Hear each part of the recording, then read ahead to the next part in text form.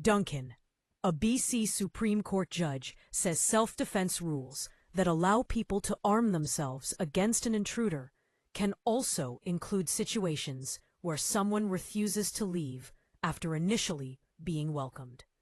The ruling comes in the tragic case of a BC man acquitted of manslaughter by a jury in July after he accidentally stabbed and killed his brother, who had become an unwelcome guest in his home on the Ditidot First Nation Reserve on Vancouver Island.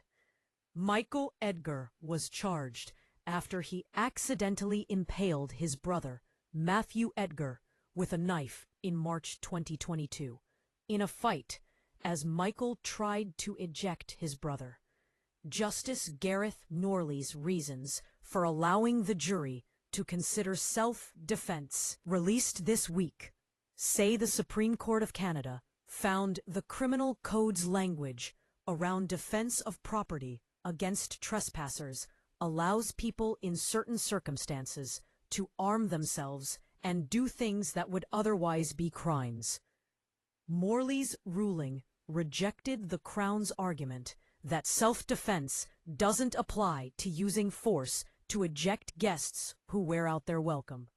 He says such events happen in Canada almost every night, citing the situation of a nightclub bouncer using minimal force to eject a rowdy patron from a bar. Has every one of those unconsented to touchings been a crime? Morley's ruling asks. The judge found that no superior courts had previously reported a decision about whether the Criminal Code's self-defense language, updated in 2011, extends to acts of removing guests whose permission to be on premises has been revoked.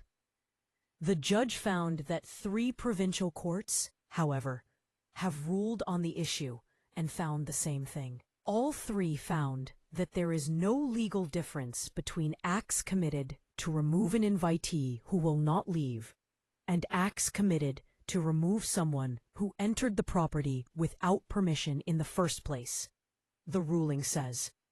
Justice Morley published his reasons for allowing the jury to consider self-defense because of the broader significance of the issue, which appears not to have been considered by a superior court in Canada since the current language was enacted in 2011.